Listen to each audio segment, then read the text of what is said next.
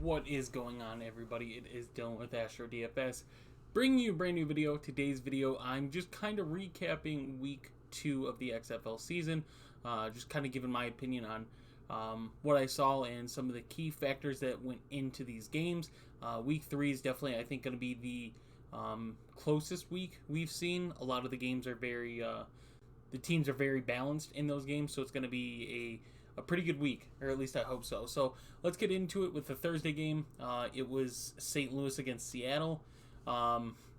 St. Louis yet again pulls off a second half comeback, especially in the fourth quarter. And just breaking it down, I think it's very clear that St. Louis's offensive line is very shaky. AJ McCarron is a legit quarterback. With the old age and not really playing that much in the NFL, definitely going to the XFL and showing that talent-wise, like, he is still a very able quarterback. It's very, very cool to see, especially as a Alabama fan. But just looking at his numbers, 184 yards, a touchdown, 5 rushes for 41 yards, and a rushing touchdown there. But yeah, it came down to the second half. In all honesty, I am a Battlehawks fan. I do think Seattle should have won this game.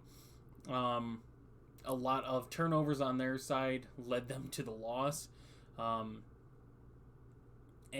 Ben DiNucci, though, not terrible. I don't think NFL-wise he'll ever be a good quarterback, but definitely can be an XFL factor quarterback. And this is probably a quarterback that XFL teams want to have. I think a lot of people feel like the XFL is supposed to be like NFL ready talent, and that's not what it is. In a way, it's a development league. Players, for whatever reason, are lacking talent in one aspect or multiple aspects of the game, and hopefully go to this league to show their improvement on it.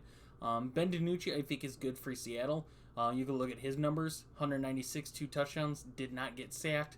On the ground, 8 for 38, kind of busted out the wheels in some of the plays. But yeah, Pearson, I believe, is probably one of the best receivers in the league. Very intrigued by his play. Josh Gordon was barely involved in that game. I think he had the one reception in the fourth quarter. It was a huge reception for Seattle, but that was pretty much it. But yeah, overall, Seattle, a lot of turnovers led to them ultimately losing this game. I think if they don't have those turnovers, there's a good shot they win this game. Not saying that St. Louis doesn't come back and do what they do, because they did. They won the game again in the fourth quarter in a clutch situation. So St. Louis pulls off another one. They're going up against DC, my other team, and the next matchup. Seattle, I believe, is going up against Vegas. I could be wrong, but I really like that matchup, Seattle and Vegas. So let's go to DC and Vegas. Now this one, if you watch the first half, a very boring first half. Offenses played poorly. Defenses kind of played poorly too.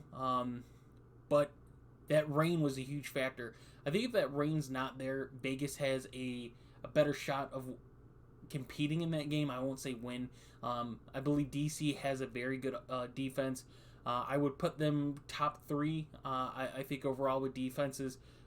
Just looking overall, DC, Houston, and San Antonio, as of right now, look like the top 3 defenses. But interested to see, as we see more games, how that kind of pans out. But as of right now, those are my top 3 defenses. Jordan Ta'amu in this game played, I think, a half and some change in the third quarter. And after that, it was Derek King, who I've been very interested to see. Very surprised they kept Ta'amu out there. They just couldn't really get anything going in the pass game or the rush game.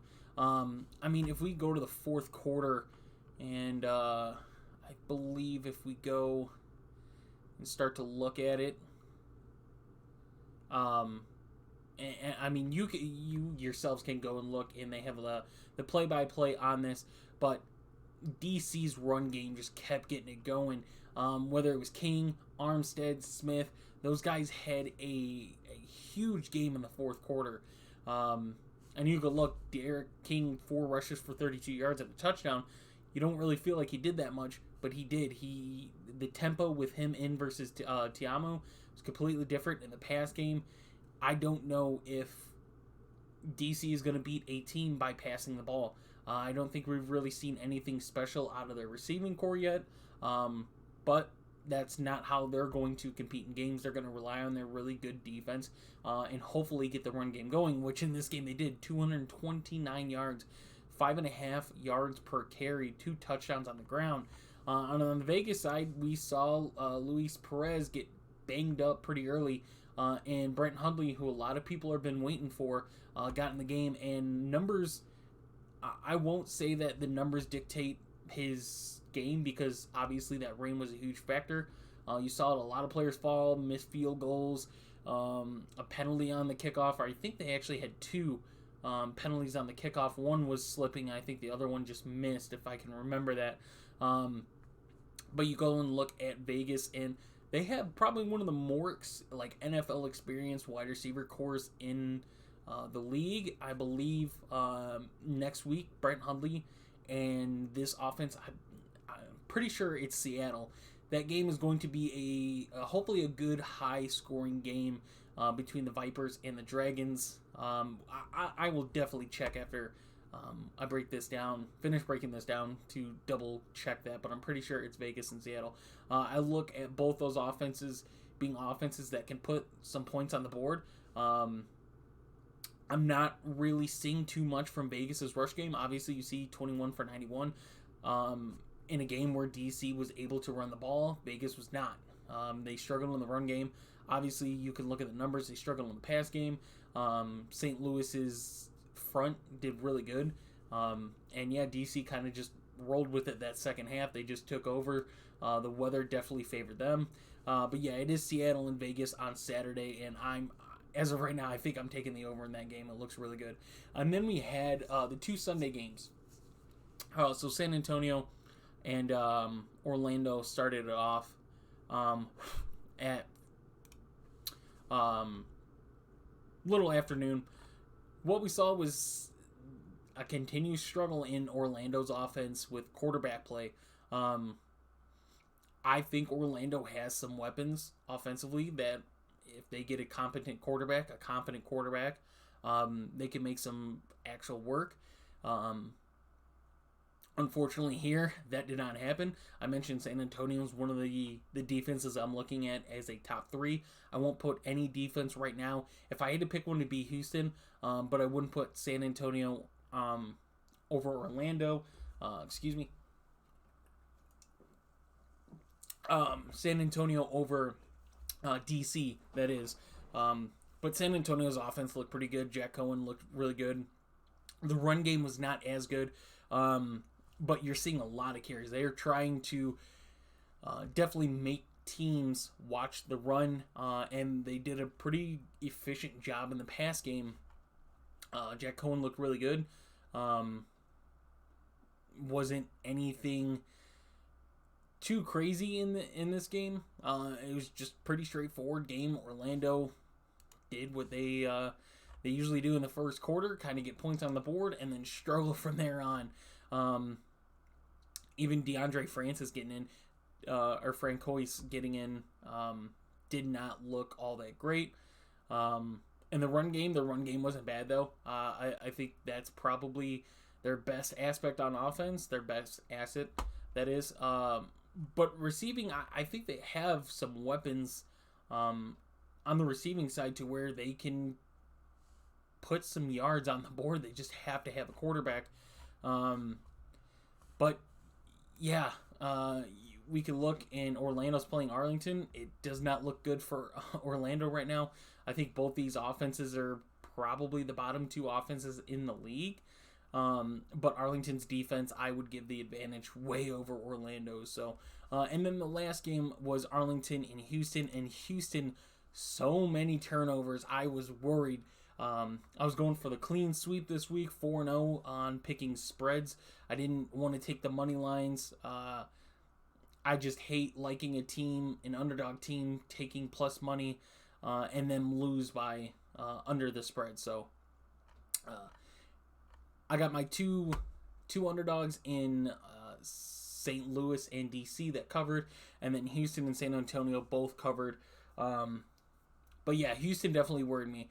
What I noticed on Arlington's side is still the offense just struggles overall. I think Sal Cannella, somebody mentioned to me that he was probably one of the better tight ends in the league, and it looked like that. 4 for 38.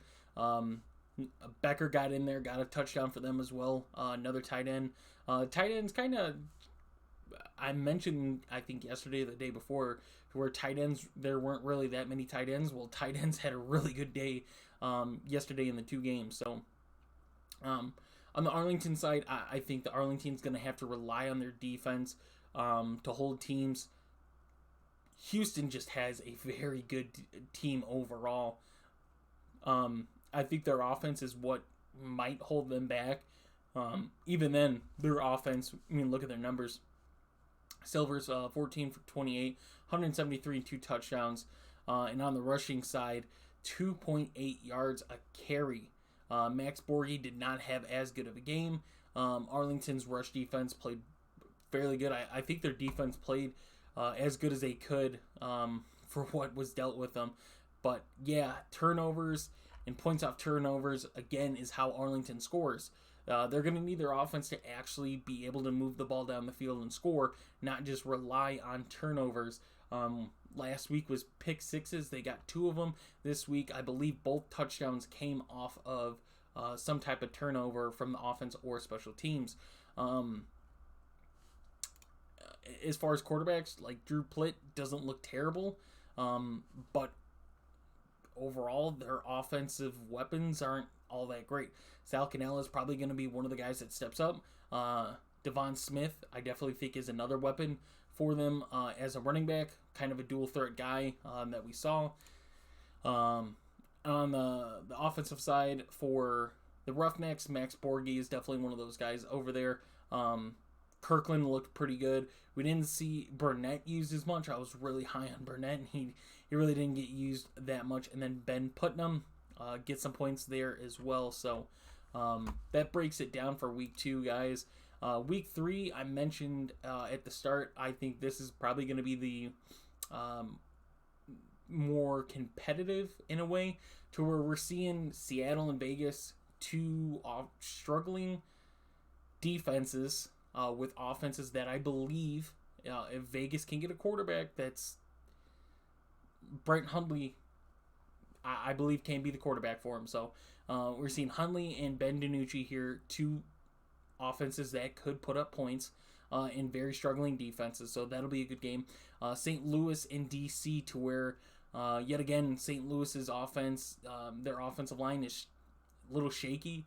The defenders' defense, I mentioned top 3 defense there. Passing game, I don't know if we're going to see a lot out of DC.